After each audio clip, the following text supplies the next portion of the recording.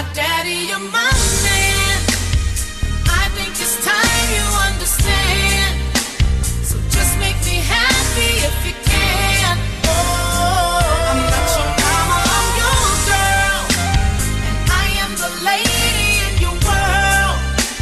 And loving each other's how we work. Oh, trust. Without it, there's no love. It's true no matter what you try. Yes, yes, y'all. It don't stop. It can't stop. It won't stop. We used to be there rapping on the block. It was like hip-hop would never stop. But then we all got older and a little bit bolder. The streets of New York got a little bit colder. I'm a young dude. I gotta learn and get over. 1980. Brooklyn is crazy in the dark. But there I am in Wingate Park. Jamming to the DJs, creating this art. I'm on E, but I'm free and I wanna be part. So I gotta be smart. Yeah. And then it just sparked. I'ma start with my heart. Achieving let that ride out. Being the #1 MC on the chart. So on your mark, let that ride out. Go. I rock steady to show with DJ Scott the Rock. You already know. Yo, these were the days when bands were elected based on the jams they selected. So check it. This man that's the jam right there. That's KRS-One. That's just like that. Hold on, let me bump that a little bit more. Just like that, I speak into the air and just like that, just like that, just like that. My dreams. Oh, that's a hot one. That's a hot one. I got to get KRS-One on the show. I love KRS-One. That's his new joint. That's produced by Mad Lion. That's just like that. Get that new single by the homie KRS-One. What's up, everybody? Welcome to the Mack Lessons Radio Show. Welcome to another exciting episode. My name, as you should know, is Mr. Tariq Elite, also known as King Flex, also known as Denzel Sausageton, also known as Tariq Elite Nasheed. Whatever you want to call me, just pop your collar when you see me. Today's show is brought to you by Hidden Colors Film. Don't forget to check out the documentary Hidden Colors at hiddencolorsfilm.com. The greatest documentary ever. And today's show is brought to you by The Game Should Be In You, Not On You. That's the brand new pay-per-view special at MackLessons.com. Marriage, Mackin' and Monogamy. That's the other pay-per-view special at MackLessons.com. You can download those instant download videos. Chop up some game, serve up some game for the holidays because Thanksgiving is tomorrow. So you can download a lot of the pay-per-view specials and share them with your family. You feel what I'm saying? Let me put on some Mackin' music. Let me put on some Mackin' music so I can get in my zone up in this piece. Let me get on some Mackin' music. Also, man, today's show is brought to you by TariqElite.com. It's the holiday season, so it's time to step your cologne game up. If you want to get some cologne for yourself, ladies, you want to get cologne for the man in your life, players, you just want to smell Mackish, go to TariqElite.com and get the exclusive Risque Elite Cologne made exclusively in France. It's some of the most rare cologne in the world. It smells fly, that good fly smell. And also you can get the Tariq Elite sunglasses to really get your stunt game up. And don't forget, ladies and gentlemen, next Wednesday on Ustream to celebrate National Players Day. You all know that National Players Day is December 1st. That's the day where all players pop their collars to one another worldwide. That's National Players Day on December 1st, National Players Day. Now, next Wednesday for National Players Day, because Wednesday is the day before Players Day, but I'm doing Wednesday show, we're having a Best Dressed Player contest like we had last year. I will give out some free cologne to the winner of the Best Dressed Player contest, and I have some gifts and DVDs for the Best Dressed Female. So we're going to have a Best Dressed Player contest and a Best Dressed Female contest. So what you need to do is submit your pictures to my Facebook page. Go to my Facebook page. If you're not a friend on my regular page, go to the Tariq Elite fan page and like the page so you can post up pictures. And the Tariq Elite fan page is facebook.com/Tariq Nasheed. That's the Facebook Tariq Elite fan page.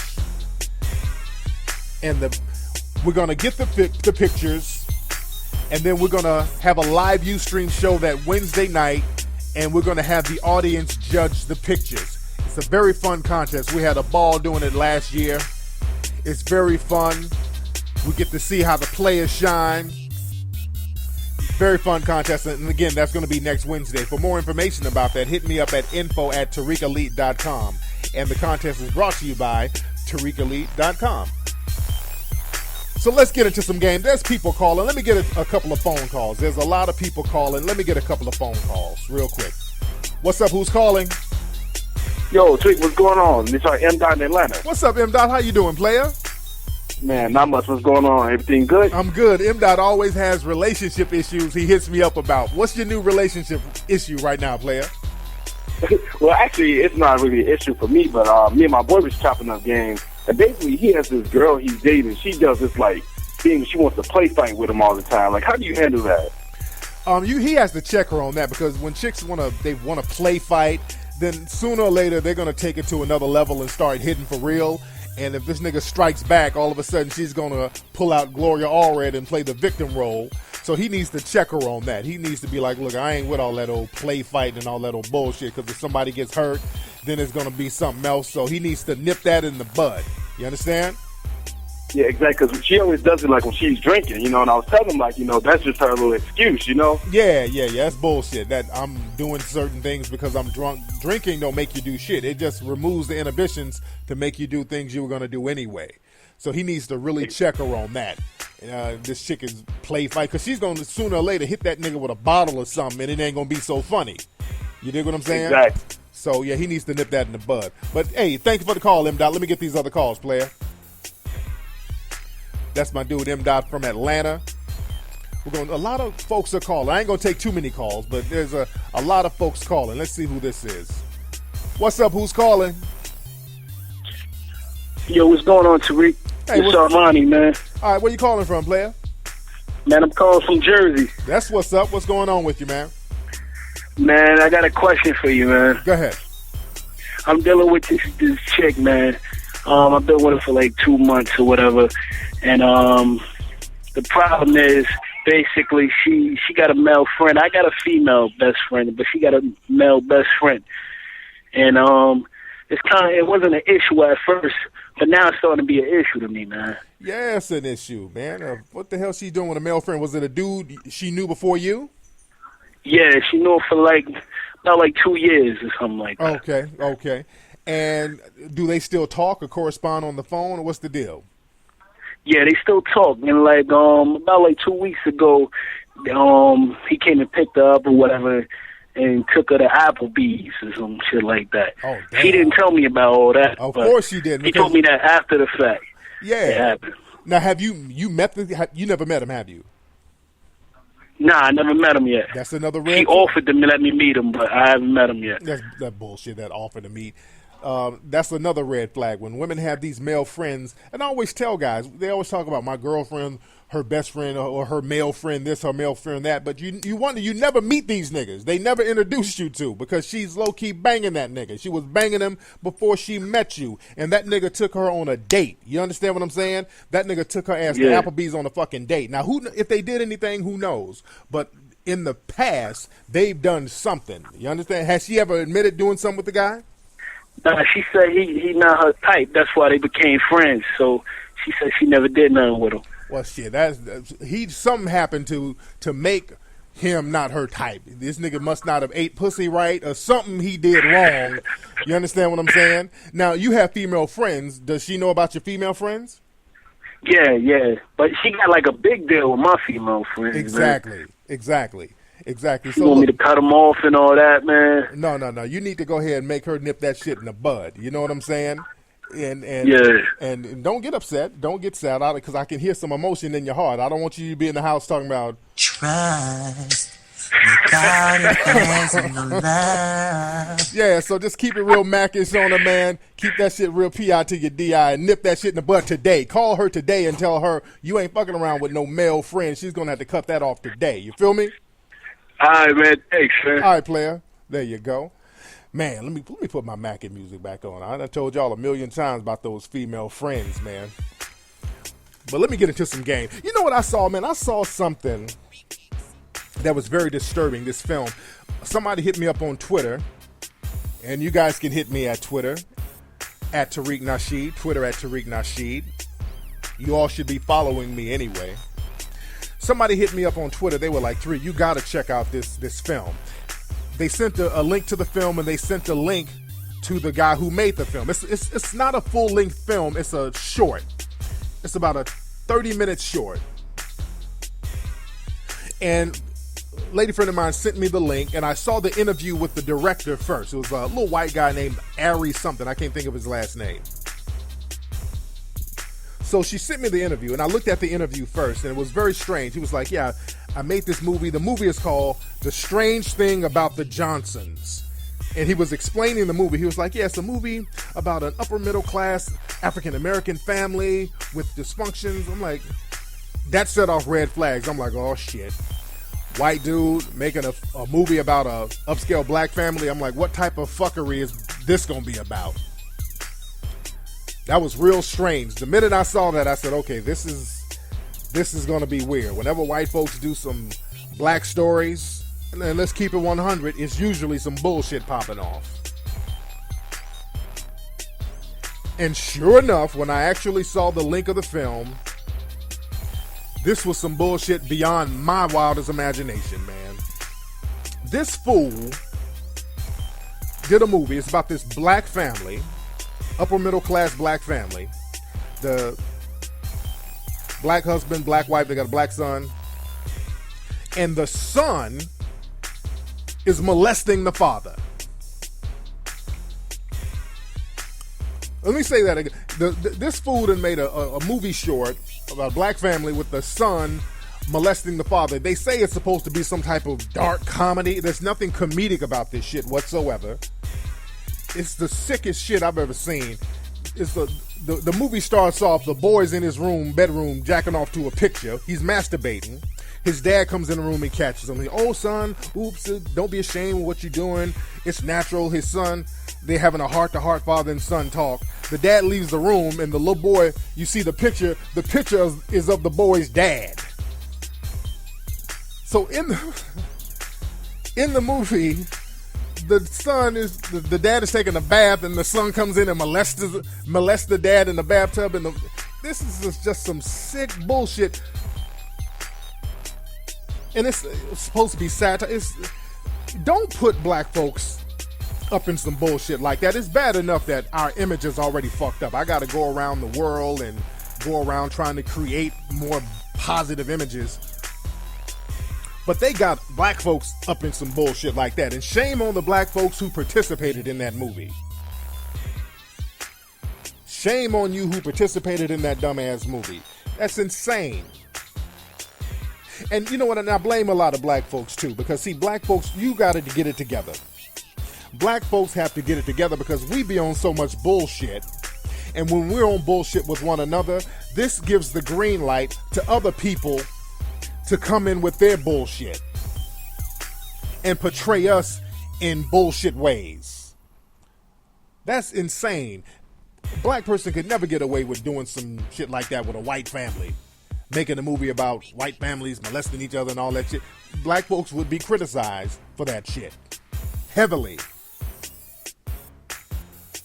But again, this movie is called The Strange Thing About the Johnsons. And it's some sick shit. And that just goes to show how badly we need to get it together. Because people feel like they can do and say all types of stuff and mix us in all types of nonsense. Because it's again, I'm working my ass off getting these movies popping off. We got Hidden Colors popping. I'm trying to make these movies as fast as I can. I just completed a horror movie to bring some equilibrium to the game. My whole thing is I just don't want black folks to be shown fucked up on every film.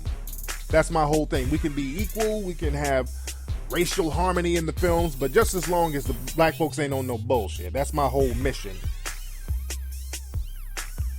And shame on the guy who did it. His actions are not irreprehensible either. That little Ari asshole, whoever his name is, fuck you, dude, for even putting some garbage like that together. Put some shit like that about white folks. There's some dysfunctions within the white community. Do a movie about Penn State. all that booty snatching that was going on up there. Do some shit about that. Don't do no crazy ass bullshit with some black folks mixed up in it. And black folks, y'all gotta stop letting shit like this pop off. Black folks are so scary. I'm hell on these movies. When they come out with this bullshit, The Help and The Blind Side and all that, I'm hell on them. I'm always in their asses. And I feel like I'm the only one. And the thing is, and that's the reason why I go in on these movies, because we keep getting The Blind Sides and The Help and Precious and all this old garbage, and black folks don't really say too much about it, and that gives them the green light to even push the envelope further. And it's bad enough we just don't see no black images of people on primetime television, hardly any black faces. It's bad enough there are no black images, and you're going to put some shit like that with black folks molesting. Get the fuck out of here. Anyway, I digress, ladies and gentlemen. Let me take a couple of more calls real quickly before I get real deep into the game up in here. Let me see who this is. Hold on 1 second, ladies and gentlemen. Let's see who this is. What's up? Who's calling? Hey, what's going on, Tariq? This your boy McAdoo, man. What's going on, folks? What's up, McAdoo? Where you calling from, player? Man, I'm out here in the IE, chilling, maintaining at the job site, doing what I do. There you go. What's going on out there in the IE, man? How the women treating you? Man, it's the same like it is everywhere else, man. Everybody hungry right now, so they looking to come up, so I don't really pay them too much mind no more, folks. Real talk. So what's on your mind Can't today? tell what they up to. Man, what's a good way to just make a chick just shut up without going off on her, man? What's a good, cool way without walking out on her? Because if you walk out, it's going to be more chaos. What's a cool way to just make her shut up, man, if she's talking too much? No, you just got to check her. Just got to stop listening to her, but doing it a cool way. Just say, hey, man, you running your mouth too much. And also, it depends on what she's talking about. Is it a friendly conversation or is it a hostile conversation? Like, give me an example of what you mean talking too much. I mean, we could just be talking about a difference of opinion, you know what I'm saying? If this is like me and my lady, and we watching something on TV we don't agree with, and I'm the type of person, if I don't agree, I'm like, okay, we don't agree, cool. But if this chick don't agree, she gonna keep talking, and it's like, all right, shut up, or I'm about to bounce, or whatever, you know what I'm saying? But I can't, sometimes I come off a little too aggressive, I guess. I don't know, man, because she get a little more active. Yeah, now what it is, there's a lot of women who like to kind of debate for attention. You know what I'm saying? Right. It becomes an attention thing. Every little thing turns into some big dumbass debate. And it's really for attention and to transfer frustration, to draw emotion. So you just don't fall into the trap. You just side play it. When they try to have one of those deep dumbass conversations about nothing, just sidetrack it. Like, look, I ain't about to have this conversation. I'm about to go ahead and look at Basketball Wives and just change the goddamn subject and keep it macking and just. Hey, that's what we argued about half the time. It's some shit like some Basketball Wives shit. I be sitting there calling these chicks ratchet, and this chick don't agree with them. I'm like, yo, are you serious? These chicks are ratchet. Yeah. It's one of them things where it's like, yo, if I leave, this chick gonna step in front of the door and not let me walk out the door. So you know what I'm saying? No, just let her know. Just sidetrack it. Don't make it like it's a big deal. Just play past it, because that's what she wants you to do. She wants you to get frustrated. Just play past it like, girl, you silly. Just play her silly and just keep it mackish. You dig what I'm saying? That's what's up. That's how you do it. Thanks, player. There you go. Speaking of Basketball Wives and all those wife shows, I saw the Basketball Wife LA reunion, which that season was so-so, with Jackie Christie. Jackie Christie, she acts like a crackhead or something. I swear to God, Jackie Christie is like an old crackhead. No, nobody know what the fuck she's talking about. Some of these women are just too old to be going through all this fuckery on these TV shows. Sisters, there's an age limit where you gotta stop the goofy, dumb shit. You got these old broads fighting, and just sit y'all asses down and raise your grandkids. God damn. Everybody can't be the young broad. That's the thing. A lot of these chicks don't want to grow up. Y'all can't compete with these young girls out here. So y'all act crazy for attention. That's what that whole Jackie Christie thing is. And there's a bunch of old women like that on that crazy attention whore bullshit. That's not a good look. Have some class when you get older. Show class. Don't show ass. Show class. But I digress. Let me get into some game today. Let me get into today's topic. What I'm going to talk about today, ladies and gentlemen, I'm going to talk about hustle habits. That is the topic of today's show. Hustle habits, goddammit. Getting into the habit of being a good hustler or having good hustles. And the thing is, when people talk about habits, people usually think of a habit as something negative. And people usually take on negative habits. They take on the habit of using drugs, the habit of shooting up drugs, the habit of smoking, the habit of drinking, the habit of eating too much, the habit of tricking. That's a habit. Tricking is a habit. You have habitual tricks out here. But the thing is, a lot of people take on habits that are not constructive. So there's nothing wrong with the habit as long as the habit is constructive. So you take on a hustle habit, a habit that's going to benefit you, a habit that's going to bring something to the table, a habit that is constructive. Now, the first step of getting into the hustle habit, the habit of being a hustler, picking up hustle characteristics, number one, just got to be honest. Your hustle always has to come from an honest place. That's number one, because the thing is, when you're doing something you ain't supposed to be doing, you don't want to get into the habit of that.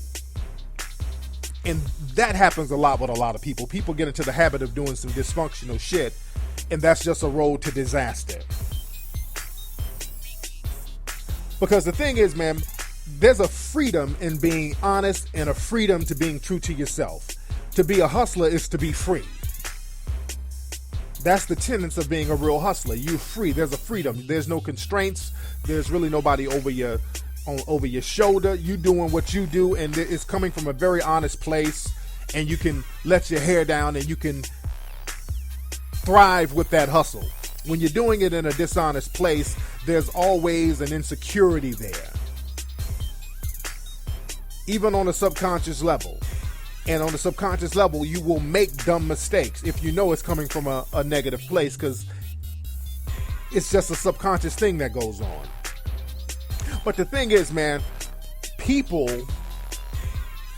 have to be honest with their hustle and true to themselves, because so much time and money and energy is wasted on fronting, trying to be something that you're not. And that's not a hustler. When you're trying to be something you're not, that's not a hustler. Black folks have that bad. Black folks, we're the kings and queens of flossing. We floss like a motherfucker. Flossing, acting like we got more than what we have, acting like we're something that we're not. We got a very bad habit of that. We spend too much time and money on that. So much time is wasted on clubbing, flossy ass clothes that we shouldn't really be buying yet. Just flossing, jewelry flossing, everything flossing, and we're not handling real business. We're not handling our real hustle business. Because hustling and flossing is not the same thing. And the thing is, when you're doing something you're supposed to be doing, you're supposed to lay low. And flossing and dirty hustling is a dangerous mix, because there's a lot of people out here dirty hustling, which I call scams. They're scam artists. And they're flossing with a dirty hustle, and it's not coming from a real place, and then you're setting yourself up for failure. This is why a lot of cats go to jail.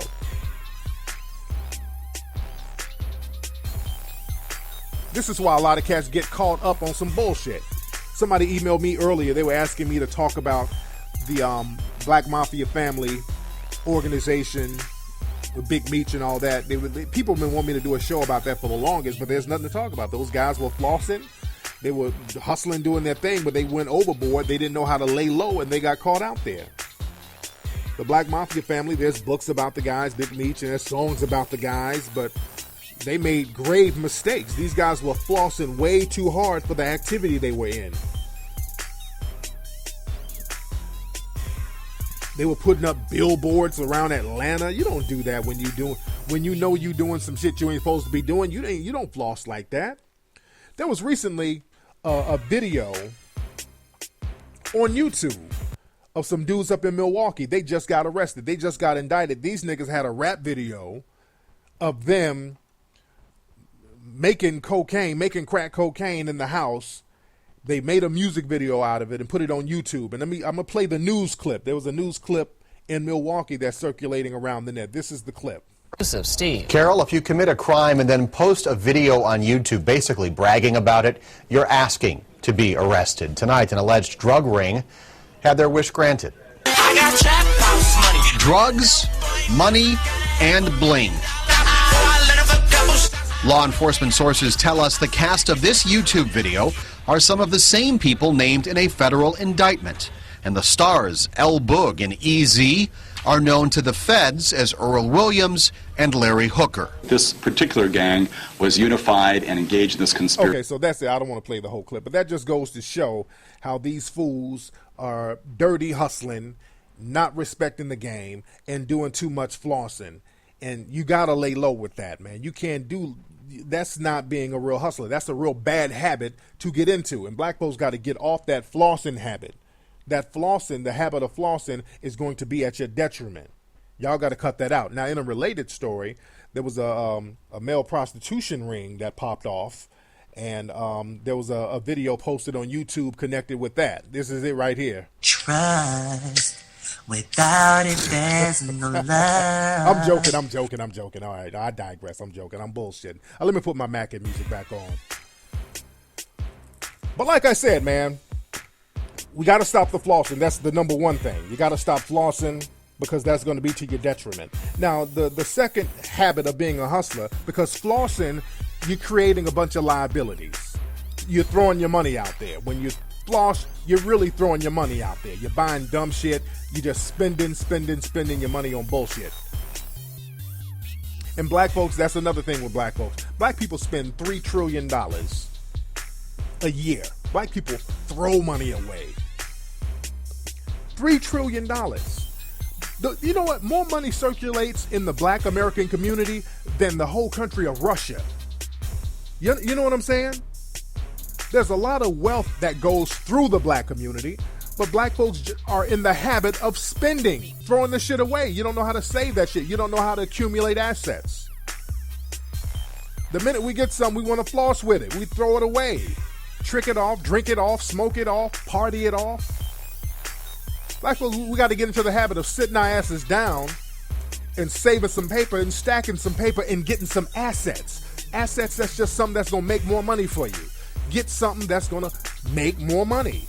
And it could be anything. It could be something small. It could be something major. It could be a business, something small. Let me give you an example. Today, I have people come by my house to clean my carpet. A carpet cleaner is an asset.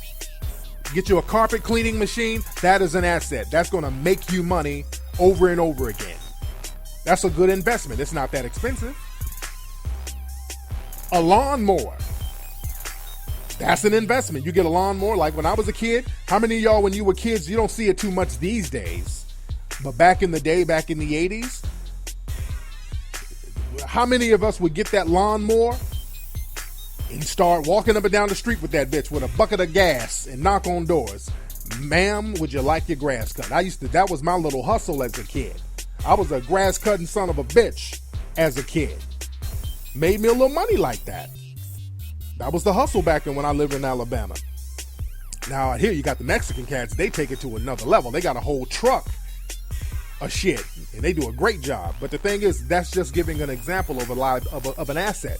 You get an asset, and you can keep making money with that asset. And I've talked about this before. It doesn't have to be a tangible asset. It can be a skill. That's your asset. You invest in a skill. Being a barber, you have a skill. You know how to work out correctly. Let's say, nigga, you were in the pen. You were locked down. They had you on lockdown for 3-4 years. When you were in jail, you probably learned how to lift weights. Nigga, get out that motherfucker and become a personal trainer. Use that knowledge and start getting everybody else swole. That's an asset. Your knowledge is an asset. You're a good cook. Some of y'all females out here, y'all cook your asses off. You, instead of sitting up getting fat, eating up all the shit, get you a catering service going on. get you a building and make you some fucking buffalo wings. That's an asset. Your knowledge, your skill, that's an asset.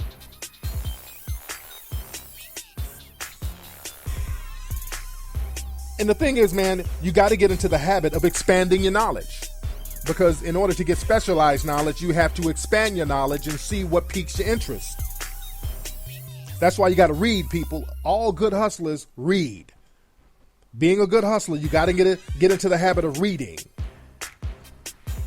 Dumb hustlers don't read. That's why they get caught up in the game. A real good hustler is a good reader.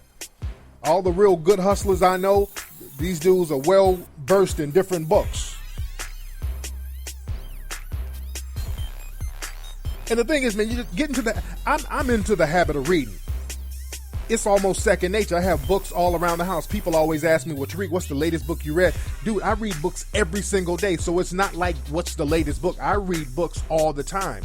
Everywhere in my house, there's a number of books. In all my bathrooms in my home, there's books. By the toilet, there's books by my desk. There's books by my bed. There's books by my couch. There's books everywhere. I'll crack one of them bitches open anytime. When I go to the barbershop, I read. Anytime I get a chance to sit down somewhere for a few minutes, I read. That's a habit. So people, you got to get into habits like that. Now also, man, when you want to get into the habit of being a good hustler, man, always go out of your way to bring quality game to the plate. Be a quality hustler. Make your hustles top quality. Just don't do no half-ass shit for the paper.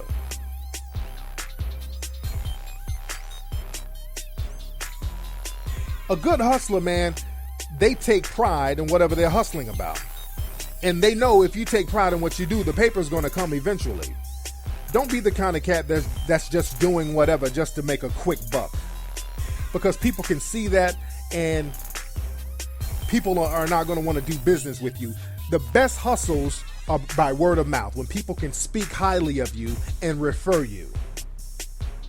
Those are the best hustlers, when people can refer what you do, because the best hustlers don't have to advertise their shit.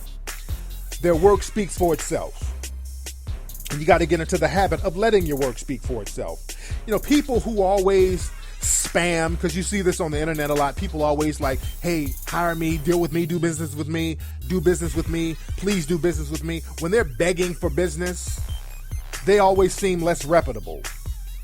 And it's just like that with the dating game. When you step to women and you're damn near begging to get with a female, you seem less reputable. Whenever I see people spamming something, that makes me not want to be down with it. If you got to spam your shit, I don't want it. That means it's not reputable. People should come seeking your shit. When we're doing casting calls, well, we're done with the filming of the new movie, The Eugenist. And when we were doing casting calls, even when we were doing the casting calls in Atlanta, there was this one dude, this one actor, this older white guy. Every time we would put up a casting call, he would send about 10 emails every single time. Every casting call, this one dude would send in emails all the time. And I didn't even want to audition the guy because he just seems less reputable because he just kept spamming his information. People who do that, you seem like you don't have your shit right if you have to spam and nag and annoy people in order to check you out. And just like with people in business, I have cats who always call me and contact me for different business ventures. And there's one dude in particular, and he's probably listening. This guy sent me an email about this business he had, and he sent the website. And I looked at the site, and it looked interesting. I was almost interested in it. It looked interesting. I wasn't quite sure what the business was, but I was open to hear what the brother had to say. But the thing is, I noticed when I opened up all my other email accounts, this dude kept sending me emails, and he hit me on Twitter about 10 times about the same shit. I immediately got turned off.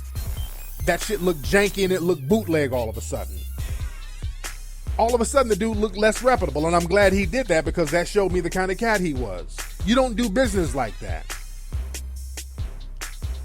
When you constantly hit people up, hey man, let's check my deal out. Check out what I got going on. Check this out. Hey man, check this out. Let me explain something to y'all. And this is the last thing I'm gonna talk about right here. To be a good hustler, and this is the most important thing, and I really want y'all to feel me on this, because this will translate not only from business, this will translate to the way you deal with women. Remember, this will not only translate through business, this applies to the way you deal with females and relationships and the whole nine. And women too. This will apply to the way you deal with men. But to be a good hustler and to get into the habit of hustling, you have to know the difference between being persistent and being annoying. Let me say that again, ladies and gentlemen. You have to know the difference between being persistent and being annoying. A lot of you don't know the damn difference. I'm going to tell you what the difference is between being persistent and being annoying. Because I have a lot of cats, they do shit when they try to get with women. They call women, they bug women. I say, hey man, you shouldn't do that. You shouldn't call and bug women and call them 20 times a day. Then they'll come back to me and say some shit like, well, come on, man, shit. Persistence pays off, man. You gotta be persistent. You gotta be persistent, man. Ain't nothing wrong with being persistent, man. That's the sign of a good hustler. That ain't persistence. That's being annoying. And just like business, if you calling somebody 20 times a day, hey, listen to my demo. Hey, can you hire me? Please, can you hire me? Hey, can you do business with me? Please, I'm struggling. I need you to do business with me. That's not being persistent. That's being annoying. And the difference is between being persistent and annoying. When you're persistent, you have something to offer the other person. Being persistent is when you have something to actually bring to the table to help the other party. Being annoying is when you're begging for help. You're asking somebody to give you something without seemingly anything in return. And that is the difference. When you contact somebody, or when you deal with somebody, or you do business, or when you're trying to get with a female, you always have to have in the back of your mind, or in the forefront, or you have to let them know in some way that you're bringing something beneficial to them. When you don't do that, your ass is annoying. When you step to a business, you say, hey, look, my name is John Doe. I have some ideas that's going to increase your profit margin by at least 20%. You should listen to what I have to say. When you come at them like that, they'll fuck with you because they see something in it for them. Most people say, hey, look, I'm struggling. I got a car note. My baby mama about to have another baby. This child support is killing me. Can you please help me out and hire me? You're annoying. And just like with dating and relationships, when you step to a female and you're like, hey, I ain't had no pussy in 5 years. You so fine. I would just do anything. You beautiful. I need you in my life. I eat pussy all day. When you step to women like that, you're annoying. But when you step to them with persistence, like, look, I know you're going through what you're going through, but I got some good conversation. I'm about to upgrade you if you fuck with me. I got some real good information. I got some real good game that you need to hear. You need to step to me because you fuck with a winner, you're going to be a winner. And I'm a winner, and you need to see what I got to offer. When you step to them with that type of confidence and you show them that you can upgrade them and bring some game to the table, that makes you persistent, and that makes them want to get down with you. They can respect persistence. Nobody respects annoying. And that is the difference between being a hustler, a good hustler, and a buster. So get into good hustle habits, ladies and gentlemen. Get into the habits of positive, constructive hustles. Get some assets going on. Get some knowledge going on. Step your game up. Let people know you can bring stuff to the table when you do business with them, and you're going to be all right. Please get into the habit of that. That's been today's episode of the Mack Lessons Radio Show. Thanksgiving is popping off tomorrow. Everybody's going to be with your family. Share this show with your family. Y'all gather around the turkey and share this with your family. I may do a Ustream show later on tonight. Who knows? Don't forget the Best Dressed Player contest popping off next Wednesday on Ustream. Submit your pictures. Hit me up on Facebook.com/Tariq Nasheed. I'm a holla. Peace.